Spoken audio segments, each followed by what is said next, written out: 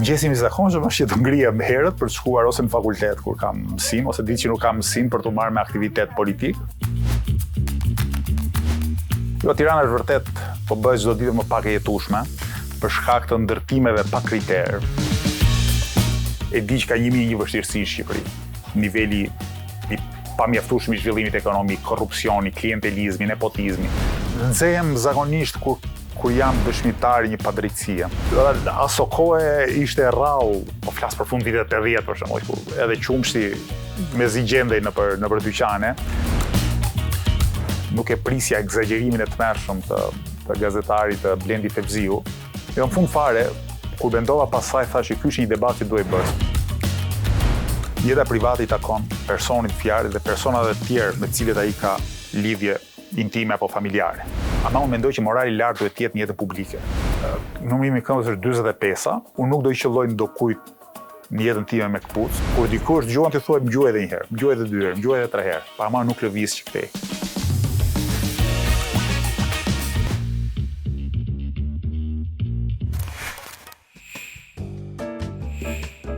Arlin, përshëndetje, mirë se erdhe në Bordeaux. Është kënaqësi të jam këtu me ju. Ndodhemi në një librari. Cila është marrëdhënia jote me librin? Ndoshta një nga marrëdhëniet më të rëndësishme që kam prej një jete, të themi, nga fëmijë, sot edhe për shkak të profesionit si pedagog. Sigurisht në këtë librari mund të kem ardhur qindra herë për të marrë libra, për të, si thua, që më kanë ndihmuar sigurisht në profesionin tim, por edhe në kulturën e përgjithshme. Çfarë librash lexon aktualisht? Aktualisht lexoj shumë pak. Për shkak se angazhimi politik ma pamundson të lexoj sa dua. Por ama mbaj gjithmonë një libër të vogël në xhep, në mënyrë që kur të kem kohë 10 minuta çerekore, i ulur vetëm në një kafene, të lexoj libra zakonisht natyrës filozofike, historike, politike, po edhe romane her pas here. Si është mëngjesi yt i zakonshëm? Mëngjesi im i zakonshëm është që të ngrihem herët për të shkuar ose në fakultet kur kam mësim, ose ditë që nuk kam mësim për të marrë me aktivitet politik. Gjë e parë që bëj është pi një kafe të shkurtër te lokali poshtë pallatit, siç thash, me një libër në xhep, dhe kam mundësi të lexoj pak edhe të mendoj për ditën që do vi pas.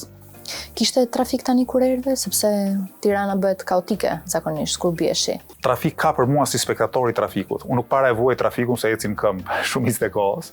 Sigurisht, her pas here marr autobusin, kur marr autobusin e ndjej në kurriz trafikun. Jo, Tirana është vërtet po bëhet çdo ditë më pak e jetueshme për shkak të ndërtimeve pa kriter, mungesës së hapësirave publike, degradimit të transportit publik e shumë çka tjetër. Çfarë muzike dëgjon? Dikur kam pas qenë goxha i apasionuar mbas disa rrymë muzikore. Në rinin time të hershme kam pas pëlqyer grupet e hard rockut, domethënë Metallica, Nirvana, Rammsteinët.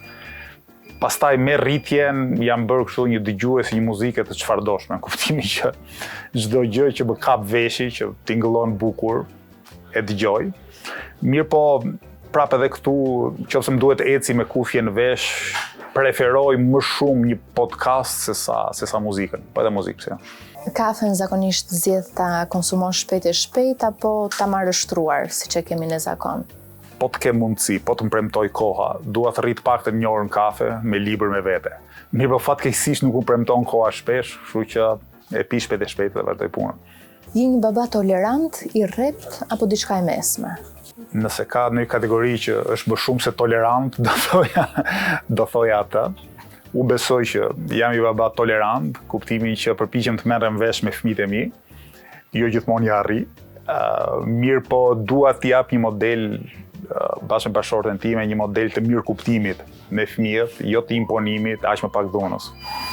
Se i përfshirë ke qenë rritjen e fëmijëve, për shembull Pelena, i keni ndruar?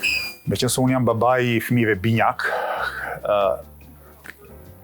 ka qenë domosdoshmëri që unë t'isha funde krye i angazhuar jo vetëm në pelenat e fëmijëve, ndrimet e pampersave, po edhe në shumë aktivitetet tjera të jetës së fëmijëve.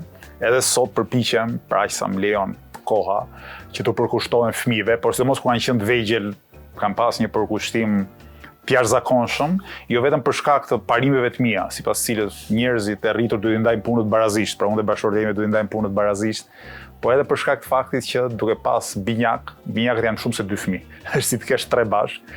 Edhe këtë kuptim ka qenë vërtet shumë e nevojshme që unë, i me shoqe, i me më, e kështu me radhë kemi qenë fund e krye të angazhuar me rritjen e fëmijëve. Kush ka qëndruar më shumë net zgjuar?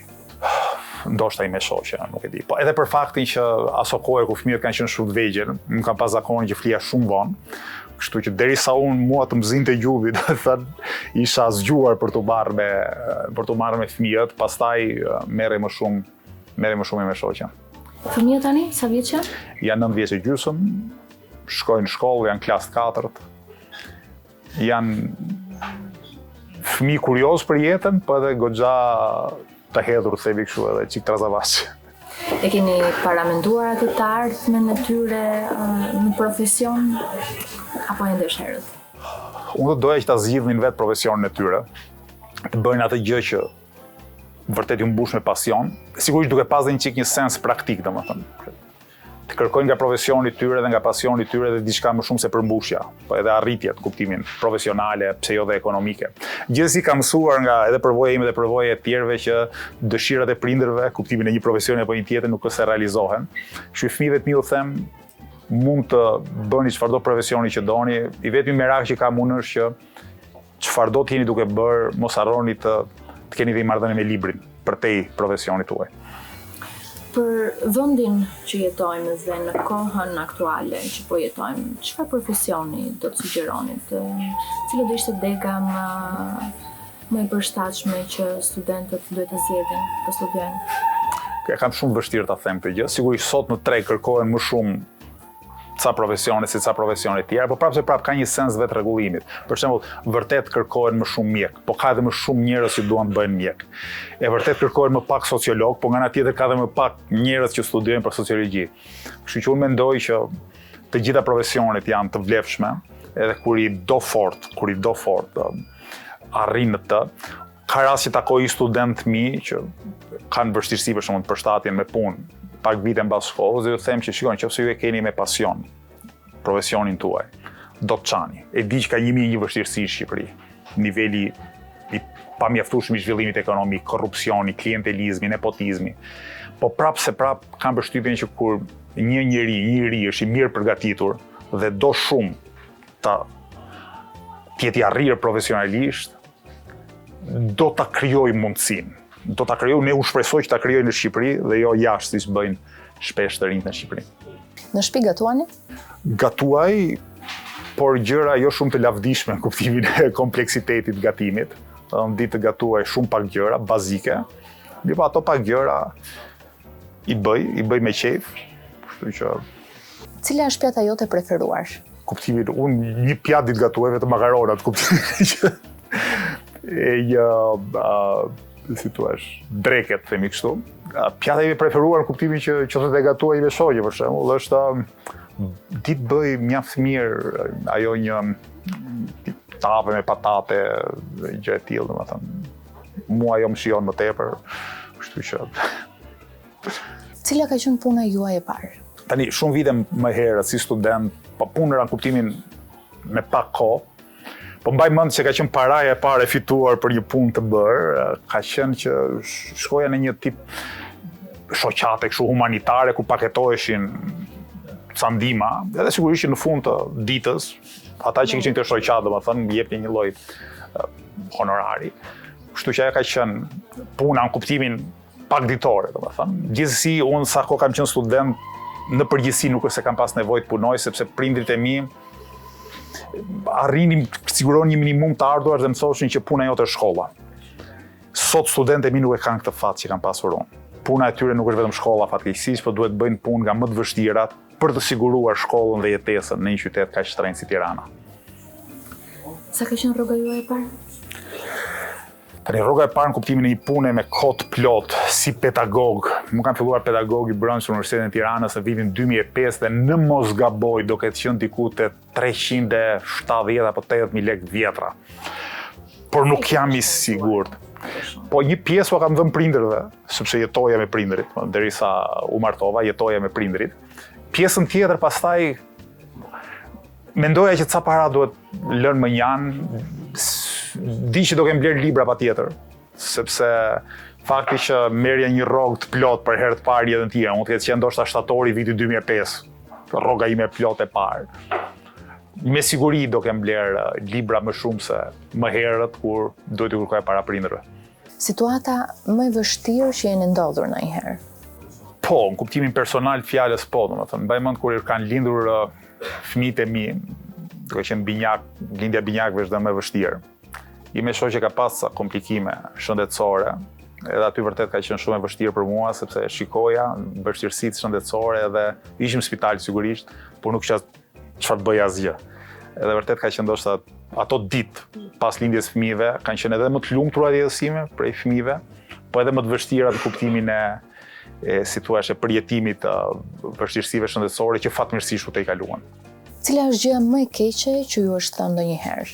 Po tani, po të kesh një profil publik, e sidomos bësh një politik kaq të fortë, saqë bëj unë, edhe saqë bën Lëvizja Bashkë, ç'nuk të vjen fytyrës në kuptimin nga kundërshtarët politik, nga njerëz që u shërbejnë kundërshtarëve politik. Kështu që unë jam mësuar me çfarëdo lloj sharje dhe me kalimin e kohës më bëjnë gjithnjë më pak përshtypje, më bëjnë përshtypje kritikat, po, kritikat në kuptimin kur njeriu i vë fytyrën kritikës, edhe përpiqen të mësoj nga kritikat, por ama për sharjet pastaj, mallkimet, kërcënimet këto nuk më bëjnë më përshtypje sepse në shumë të raste vijnë nga njerëz anonim edhe s'ja vlen të merresh shumë. Ju vetë keni thënë ndonjëherë diçka që më vonë lini bërë pishman ose keni thënë mbase i kam egzageruar pak? Sa duash me së kuptimin. Sigurisht që kur njeriu është shumë i emocionuar për shembull, ose i tensionuar, mund të thotë të gjëra që pastaj për cilat bëhet pishman më vonë, domethënë.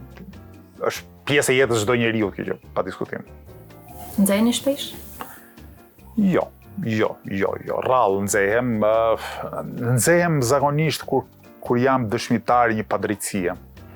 Një padrejtësie jo dhe aq të pësuar nga vetja, se më bën shumë përshtypje, por kur jam dëshmitar i një padrejtësie që po e pëson dikush tjetër, edhe mua vërtet më revolton edhe emocionalisht padrejtësia. Madje më revolton edhe padrejtësitë të shkuarës, qoftë jam duke lexuar një libër historie, edhe lexoj aty se si romakët i varnin kryq Mira Sklever, rrugës për Rom. Sigurisht kjo është një ngjarje e ndodhur mijëra vjet më parë, por prapë kam një sens kështu indignate apo revolte të brendshme, që edhe motivon pastaj për të kërkuar drejtësi, sigurisht një kontekst komplet tjetër në ditët e sotme. A keni një peng në jetë? Nuk di ta them, nuk peng kuptimin kaq të fortë të fjalës, jo. Sigurisht gjëra që mund t'i bëja më mirë ose shumë më mirë sa të duash, por nuk kanë qenë gjëra aq të rëndësishme sa të ma kushtozojnë jetën deri në pikën që të them i kam penga. Sigurisht gjëra që mund të bëja më mirë, po të ktheja kohën pas më shumë sigurisht. Aroma e preferuar? Tani unë nuk është se marr vesh shumë nga aromat. Se nuk jam njeriu i përshtatshëm për këtë pyetje, por ama kam një kujtim nga fëmijëria ime. Ne në familjen tonë jetonin dhe me hallën, e pamartuar. Edhe ajo në rinit vet kishte përpiluar një fletore përplot me receta, gatimesh sidomos të ëmbëlsirash. Edhe kur unë kam qenë fëmijë në fund viteve 80, fillim viteve 90, ajo fletore ishte çik si e magjishme, ose në ato kushte varfërie ekstreme kur bëj një ëmbëlsirë, duke si arritje e madhe. Dhe mbaj mend kishte një aromë specifike ajo fletore, diçka një, po themi, përzierje e bojës së stirolapsit, po edhe me elementet e gatimit, që si thua, me cilët shprekur ajo fletore qindra herë. Aroma e fletores së zjonte dhe ato shisat. Pikërisht, domethënë, më kujtoi që pëlsire mbase. Aso kohë ishte rrallë, po flas për fund viteve 80 për shembull, ku edhe qumshti me zi gjendej nëpër dyqane, ishte rrallë të haj një ëmbëlsirë, edhe mua më kam mbetur në kujtesë ajo fletore dhe edhe aromat themi saj, po. Si e përkufizoni lumturinë? Çfarë është lumturia për ju?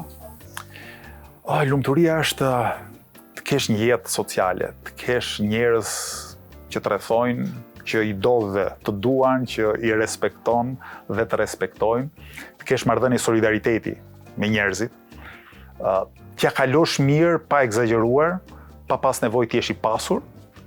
Sigurisht, është vështirë t'jesh i lumtur nëse je i varfër. Kuptimin, nevojat ekonomike janë aq të forta sa ta pamundsojnë lumturinë, por kam përshtypjen që kur njeriu arrin nivelin e jetesës të një shtreset mesme, janë marrëdhënie sociale ato që të bëjnë lumtur dhe jo thjesht pasuria, fama apo pushteti. Marrëdhënie sociale, bashkëbisedimi me shok, shoqe, të afër, dashamirës, koleg, të gjitha këto. Një libër për shembull që të bie në dorë, i bukur të bën të lumtur disa ditë, një film i sapo dalë të bën të lumtur gjatë atij 2 orësh që e shikon. Si kësaj mund ta përvizoj. Nga burojnë bindjet tuaja politike, nga biseda me shoqëri, me familjar? Po është një kombinim, besoj, edhe i karakterit të njeriu, edhe i ndikimit familjes, pastaj edhe i librave dhe i periudhave historike ku kemi jetuar. Unë mbaj mend që i vogël që nga që shija shpesh futboll, kisha shumë qejf të bësha me skuadrat e dopta, me skuadrat e vogla. Sepse më dukej si një lloj sensi i vendosjes së një baraspeshe edhe në sport. Kështu që kjo ka qenë shumë e hershme tek unë, domethënë identifikimi me ata që vuajnë, me ata që psojnë. E në këtë sens edhe aspirata për drejtësi shoqërore. Gjithsesi, pastaj kanë qenë një impakt shumë fort, kanë pasur librat e natyrës politike, filozofike, historike, pse jo dhe letrare. Një debat i juaj para pak ditësh me gazetarin Blendi Fevziu u komentua gjerësisht. Patët më shumë komente pozitive, reagime negative. Unë nuk e prisja, po komentet kanë qenë zakonisht pozitive. Ndoshta 90% e komenteve të pafundme në rrjetet sociale kanë qenë pozitive për mënyrën se si unë e shtrova debat. Mirë, por nuk ka qenë qëllimi im ai debat, ka ardhur komplet papritur. Nuk e prisja egzagerimin e tmerrshëm të gazetarit të Blendi Fevziu. Jo, në fund fare, kur mendova pasaj, thash që ky është një debat që duhet bërë, sepse fundja qëndrimi im kundër oligarkisë ekonomike dhe mënyrës si oligarkia lidhet me televizionet e mëdha, me pushtetin politike, bënte të pashmangshëm atë lloj debati. Unë kur kam dalë nga i debat, jam ankuar Blendi Fevziu që pse s'më le të flas për programin e lëvizjes bashkë, ama kur dola jashtë pastaj pash që njerëzit shumë përkrahës për mënyrën si kishte shkuar ai debat dhe për problemet që unë kisha shtruar në atë mënyrë. Kështu që besoj që ishte gjë e duhur kur e mendoj më pas. Po sigurisht nuk ishte qëllimi im kur kam hyrë në atë emision. Në familjen tuaj flitet për politikë? Po, është folur edhe në shtëpinë time dikush me prindrit, edhe sot unë me bashortën time flasim për politikë, po politikë, jo thjesht politikën e ditës, kuptimin për mënyrën si po shkon vendi, çfarë alternativash mund të ketë, po edhe pse jo, edhe për gjërat, mënyrën se si rrjedhin punët në botë, sepse ne nuk kemi një ishull izoluar nga bota. Çfarë ndodh në botë herët apo vonë vjen tek ne. Nëse do zgjidhnit të shihnit sërish një film me bashkëshorten tuaj, cili do të ishte ai? Janë aq të shumt sa që unë kam vështirë të zgjedh, po do të them filmin e fundit që më ka bërë shumë përshtypje për mirë. Është filmi Kthimi, The Return, që është një, vënie në kinematografi e historisë Odises, Kthimit Odises në Itak. Personazhi kryesor është Ralph Fiennes edhe Juliette Binoche, që luan Penelopën. Vërtet një film mbreslënës, për mënyrën se e ka trajtuar, për, si thua, lidhjen e Odises me të shkuarën e vet, me tashmen e vet, për kontradiktat që kishin lindur në Itak, për abuzimin e pushtetit dhe për një sens të vënies së drejtësisë përmes përpjekjes. Kështu që më ka bërë goxha përshtypje muajt e fundit si film dhe mund ta veçoj. A shihni Trash TV, programe të cilat nuk kanë asnjë qëllim, informimi, edukimi? Po varet tani si e përkufizoj. Shoh gjëra kot kam, po ka raste që shoh dhe gjëra kot, kuptimi po tani. Aty përkufizoj si Trash TV nuk di ta them. Po që ndodh me kuptimin. Vetëm se ka diçka, dikur kur raporti ishte me televizionin dhe jo me internetin, kanë qenë goxha më i ekspozuar ndaj këtij lloj televizioni. Sot kryesisht emisionet televizioni shoh në laptopin tim, kështu që aty ke mundësi zgjedhje. Dikur hapje televizori çfarë do jepte, ai kanali shqiptar apo italian, do e shikoje. Kështu që në të shkuarën patjetër do kem parë shumë. Mendoni se janë të nevojshme për shoqërinë edhe këto programe mbasi për të kaluar kohën, kanë një qëllim në vetvete? Unë mendoj që ka mënyra më të shëndetshme për të argëtuar dhe për të kaluar kohën. edhe nga pemet televizive, po nga ana tjetër kush jam unë që të vendos rregullat. Fundja, njerëzit janë të lirë, nëse duan një pjesë e shoqërisë të shoh këto programe, është e drejtë e tyre të shohin. Nëse dikush më pyet mua, ka kuriozitet dhe thotë, a do ma rekomandoje, do thoja jo. Po gjithmonë duke respektuar drejtën e tjetrit për të zgjedhur. Big Brother e keni ndjekur? Jo. Nuk e keni ndjekur kur? Jo. As në Shqipëri, se dikur u bëj famshëm në Itali para se të shfaqej në Shqipëri, por jo, nuk më ka bërë kurioz asnjëherë. A mendoni se në kohën që jetojmë, ideja e një standardi të lartë moral të një politikani është pak e vjetruar, dhe ai si çdo kush tjetër ka të drejtën e privatësisë, apo i qëndroni ide se një politikan i parë me pasardhëtinë e tij të plotë duhet të jetë shembull në këtë drejtë? Po mendoj që janë dy gjëra të ndryshme. Jeta private i takon personit fjalë dhe personave të tjerë me të cilët ai ka lidhje intime apo familjare. Kjo është jeta private. Ama unë mendoj që morali i lartë duhet të jetë në jetën publike, kuptimin e ndershmërisë, e antikorrupsionit, e përgjegjësisë ndaj qytetarëve. Pra unë i ndaj këto gjëra. Në këtë sens sigurisht që e mira e punës do ishte që njeriu të ishte shembullor në çdo fushë të mundshme, por ama unë besoj te kjo që çdo njeri ka privatësinë e vet, dhe privatësia sigurisht nuk mund të jetë as faktor pozitiv as faktor negativ për jetën publike, ama unë besoj shumë tek integriteti i lartë moral në jetën publike dhe politike, dhe përpiqem me gjithë aktivistët e tjerë televizjes bashkë që ta bëjmë këtë çështje kryefjalë të ligjërimit dhe të aktivitetit tonë.